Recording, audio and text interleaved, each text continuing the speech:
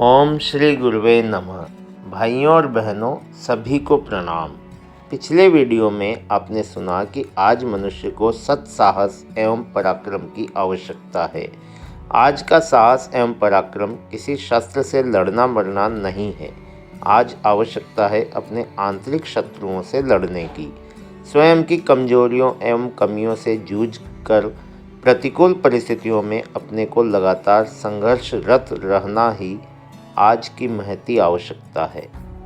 वर्तमान समय में समाज में व्याप्त सामाजिक बुराइयों एवं फैले अंधविश्वास का विरोध कर अपने साहस एवं पराक्रम का परिचय दिया जाना चाहिए।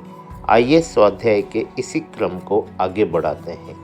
यदि कोई साथी नहीं मिले तो एकला चलो रे के सिद्धांत को अपनाकर जब मनुष्य जीवन यात्रा में इस सुमार्ग पर आगे बढ़ता है तो उसके पीछे पीछे सब लोग चल देते हैं। ईसा मसीह के अनुयायी, महात्मा बुद्ध के परिव्राजक, गांधी जी के सत्याग्रही, पूज्य गुरुदेव के गायत्री परिवार के करोड़ों परिजन इसी श्रेणी में आते हैं। अत्याचारी को दंड दो पर बदले की भावना न हो। अपनी तप शक्ति का दुरुपयोग नहीं करना चाहिए। चंड कौशिक ने प्रचंड तप तो किया पर उन्होंने क्रोध का शमन न किया। वह दुष्ट दुर्गुण उनमें ज्यों का त्यों बना रहा। एक दिन उनके पैर से मेंढक कुचल कर मर गया। साथी तपस्वी ने इस प्रमाद की ओर उनका ध्यान आकर्षित किया तो चंड कौशिक आग बबूला हो गए। वे उस साथी को मारने दौड़े। क्रोध में मनुष्य अंधा हो जाता है। आवेश में उन्हें बीच में खड़ा खंभा भी न दिख पड़ा। दौड़ते हुए उसी से टकरा गए और यही चोट उनकी मृत्यु का कारण बन गई।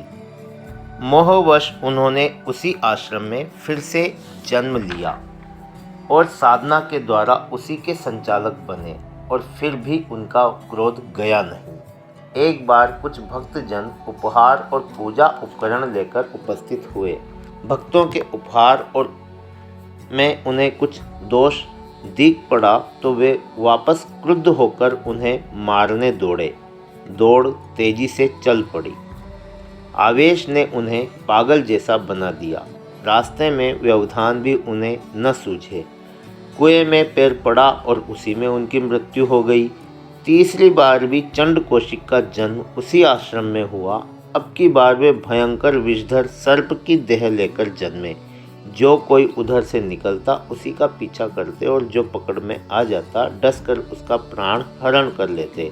भगवान महावीर एक बार जब उस आश्रम में पधारे तो उन्हें भी चंड कौशिक के क्रोध का भाजन बनना पड़ा। दंशन से उनका पैर क्षत विक्षत हो चला, फिर भी करुणा की उस प्रतिमूर्ति के चेहरे पर क्रोध न आया। वे मुस्कुराते रहे और उस क्षुद्र प्राणी को अपनी अनंत क्षमा का पात्र बनाए रहे। आश्रमवासी उस दुष्ट जीव को मारने आए तो उन्होंने रोक दिया। भगवान की दिव्य सत्ता को पहचानकर सर्प योनि में बैठे चंड कौशिक ने पश्चाताप व्यक्त किया। उन्हें भगवान के उपदेश सुनने के पश्चात मुक्ति मिली। फिर मानव देह में जन्म लेकर उन्होंने क्रोध के शमन हेतु तप किया और सिद्ध पुरुष बने। महापुरुष अपनी तप शक्ति के द्वारा दुष्ट व्यक्ति को भी वश में कर लेते हैं। दुर्वासा जी यह सुनकर प्रसन्न हुए कि महाप्राज्ञ ने क्रोध करने को उचित बताया है, पर वे समझ गए कि अनावश्यक क्रोध करना भी उचित नहीं है। उन्होंने विनम्र स्वर में पूछा, ए आचार्य प्रवर, आप ही बताइए कि अनैतिक कार्यों को देखकर क्रोध न करें तो क्या करें? फिर इस क्रोध का पर कैसे विजय प्राप्त करें? कृपया यह समझाने का कष्ट करें। मुस्कुराते हुए महामनीषी ने कहा, हे संतों, विधाता की सृष्टि में कुछ भी अनावश्यक नहीं है। क्रोध न हो तो दुष्टों का संहार कैसे हो? क्रोधित होने पर ही भगवान शिव का तीसरा नेत्र खुलता है। वेदों में मन्युरसी मन्युमयी देहि मंत्र में भगवान से क्रोध को माना गया है। इसके अभाव में भगवान कृष्ण ने अर्जुन को क्लीव कहकर पुकारा है, परंतु क्रोध करने से पहले परिस्थितियों पर विचार करना आवश्यक है। निडर साहसी किसी भी परिस्थितियों में मनोबल न खोकर आत्मरक्षा तो करते ही हैं।